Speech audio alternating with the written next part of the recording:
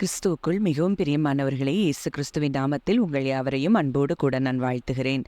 இந்த நாளிலும் தேவன் நம்மோடு கூட இடைப்படுகின்ற ஒரு வார்த்தை லூக்கா 7ஆம் அதிகாரம் 21, 22 வசனங்கள். அந்த சமயத்திலே நோய்களையும் கொடிய வியாதிகளையும் பொல்லாத ஆவிகளையும் கொண்டிருந்த அநேகரை அவர் குணமாக்கி அநேகம் குருடருக்கு பார்வையளித்தார். இயேசு அவர்களுக்கு பிரதியுத்தரமாக, நீங்கள் போய் கண்டவைகளையும் கேட்டவைகளையும் யோவானுக்கு அறிவியுங்கள்.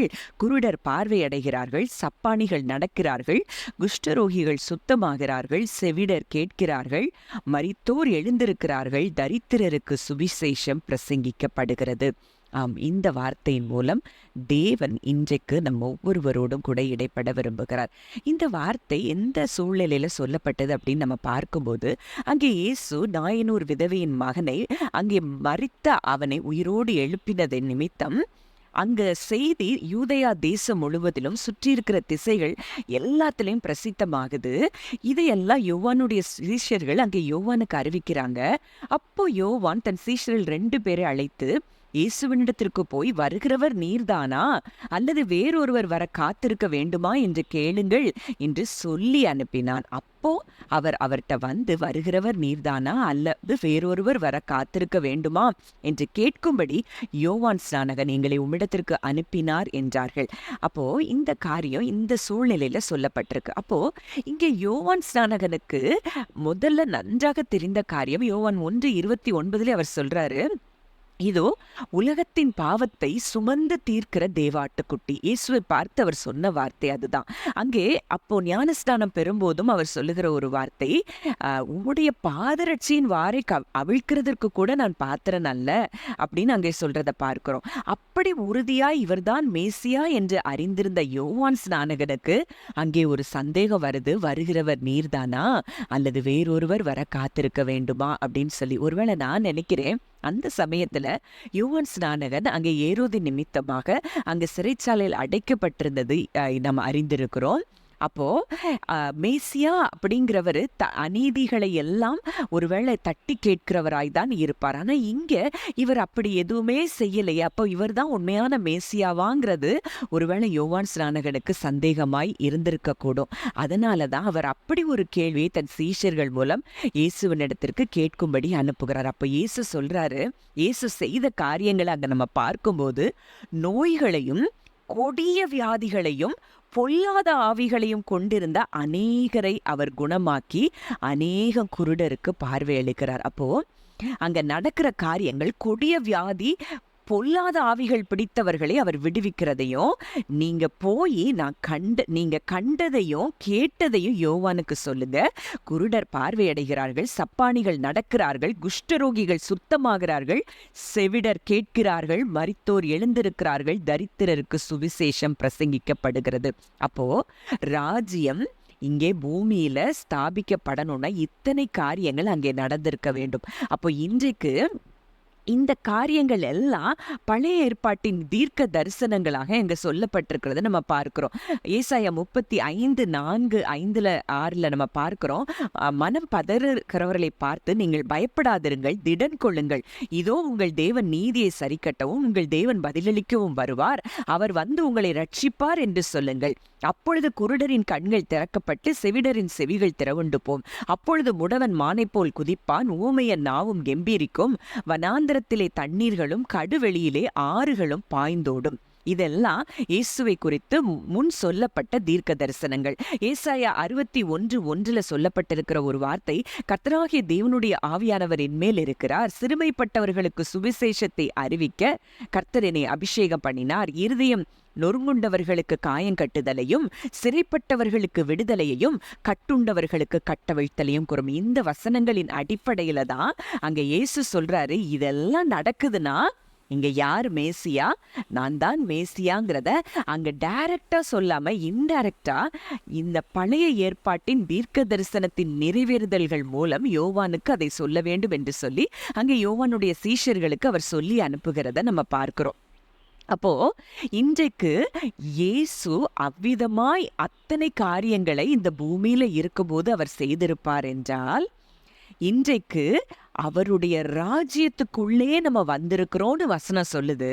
அப்போ அவருடைய ராஜ்யத்துக்குள்ள வந்திருக்கிற நம்ம மேல சகல ஆளுகையும் கொடுக்கப்பட்டிருக்கிறது.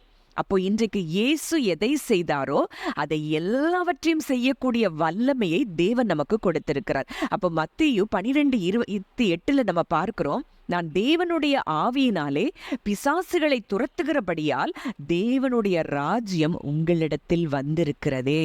அப்போ நம்மளுக்கு எப்ப அத்தாரிட்டி கிடைச்சிருச்சோ, தேவனுடைய அதிகாரம் நமக்கு அங்க வந்துருச்சு, சத்ருவுக்கு மேல நமக்கு கிடைச்சிருச்சுன்னா, அன்றைக்கே நம்ம அறிந்து கொள்ள வேண்டிய விஷயம், தேவனுடைய ராஜ்யம் என்ன செஞ்சிருச்சு, பூமியில வந்துருச்சு. ஒருவேளை இது பிரத்யட்சமாய் வராதுன்னு சொல்லி அவரே அங்க சொல்லி இருக்கிறத பார்க்கிறோம். இங்கேயும் அதாவது பிரத்யட்சமா வராது, ஆனா இப்படிப்பட்ட காரியங்கள் நடக்கும்போது நீங்க அறிந்து கொள்ளணும், தேவனுடைய ராஜ்யம் உங்ககிட்ட என்ன செஞ்சிருச்சு, வந்துருச்சு. அதே மாதிரி லூக்கா 10:9 பார்க்கிறோம், அவ்விடத்தில் உள்ள பிணியாளிகளை சொஸ்தமாக்கி தேவனுடைய ராஜ்யம் உங்களுக்கு சமீபமாய் வந்திருக்கிறது என்று அவர்களுக்கு சொல்லுங்கள். அப்போ சுகம் வந்துருச்சு அப்படின்னா அங்க தேவனுடைய ராஜ்யம் வந்துருச்சுன்னு அர்த்தம். அப்ப திரும்ப திரும்ப தேவன் அதைத்தான் இந்த இடத்துல வார்த்தையின் மூலம் நமக்கு வலியுறுத்துகிறார். மேலும் கொலோசேயர் 1:13 நம்ம பார்க்கிறோம், இருளின் அதிகாரத்தை நின்று நம்மை விடுதலையாக்கி தமது அன்பின் குமாரனுடைய ராஜ்யத்திற்கு உட்படுத்தினவராய் இருக்கிற பிதாவை ஸ்தோத்தரிக்கிறோம். இன்றைக்கு முழுமையுமாய் அவருடைய ராஜ்யத்திற்குள்ள, குமாரனுடைய ராஜ்யத்திற்குள்ள நம்ம வந்திருக்கிறோம்னா இன்றைக்கு சகல ஆளுகையும் நமக்கு கொடுக்கப்பட்டிருக்கிறது என்பதை நீங்கள் அறிந்து கொள்ள வேண்டும். உன்னதத்திலே அவரோடு கூட உட்கார வைக்கப்பட்டிருக்கிற நமக்கு, நம்ம காலுக்கு கீழே தான் எல்லாம் இருக்குதே தவிர நம்மை ஆளுகை செய்ய எந்த சத்துருவுக்கும் அதிகாரம் கிடையாது, எந்த வியாதிக்கும் அதிகாரம் கிடையாது, எந்த போராட்டங்களுக்கும் அதிகாரம் கிடையாது. அது எல்லாம் நம்ம காலுக்கு கீழே இருக்குது. நம்ம சொன்னா அந்த சூழ்நிலைகள் என்ன செய்யும், நிச்சயமாய் மாறும். அதை தான் மார்க் 16, 17, 18 இயேசு கிறிஸ்து சொல்லுகிறார், விசுவாசிக்கிறவர்களால் நடக்கும் அடையாளங்கள் ஆவன, என் நாமத்தினாலே பிசாசுகளை துரத்துவார்கள், நவமான பாஷைகளை பேசுவார்கள், சர்ப்பங்களை எடுப்பார்கள், சாவுக்கேதுவான யாதொன்றை குடித்தாலும் அது அவர்களை சேதப்படுத்தாது, வியாதியஸ்தர்கள் மேல் கைகளை வைப்பார்கள், அப்பொழுது அவர்கள் சொஸ்தமாவார்கள் என்றார். அப்போ இன்றைக்கு தேவனுடைய ராஜ்யத்துக்குள்ள வந்திருக்கிற நமக்கு இந்த ஸ்லாக்கியம் கொடுக்கப்பட்டிருக்கிறது. நம்ம சொன்னா பிசாசு ஓடும். நம்ம எதை, அதாவது நமக்கு தெரியாம அறியாம எதை குடித்தாலும் அது நம்மளை என்ன செய்யாது, சேதப்படுத்தாது.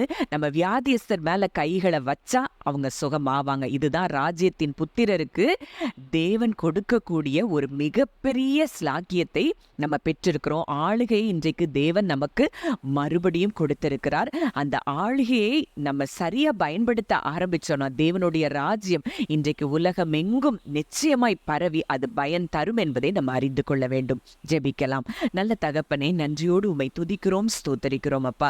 இந்த நாளிலும் கூட எங்களோடு கூட இடைப்பட்ட உம்முடைய வார்த்தையின்படி ஆண்டவரே அப்பா, சுகம் வந்திருக்கிறது என்று அங்க தேவ ராஜ்யம் வந்திருக்கிறது என்பதை நாங்கள் அறிந்திருக்கிறோம்ப்பா. பிசாசுகளை துரத்தும் போதே தேவனுடைய ராஜ்யம் எங்களிடத்தில் வந்திருக்கிறது என்பதை நீங்கள் அறிந்து கொள்ளுங்கள் என்று சொன்ன தகப்பனே, இந்த நாளிலும் அப்பா இதை கேட்கிறவருடைய வாழ்க்கையில ஆண்டவரே எங்க மேல நீங்க ஆளுகையை கொடுத்திருக்கிறபடியினால ஒவ்வொருவருடைய வாழ்க்கைக்கும் விரோதமாய் இருக்கிற எல்லா பலவீனங்கள், சுகவீனங்கள், ஆண்டவரே பண பிரச்சனைகள், பினான்சியல் ஸ்ட்ரகிள்ஸ் எல்லாவற்றையும், எல்லா விதமான ஆண்டவரே போராட்டங்களும் இன்றைக்கு எங்கள் கால்களின் கீழே இருக்கிறபடியினால் அவை எல்லாவற்றையும் இன்றைக்கு நாங்கள் அடக்குகிறோம் அப்பா.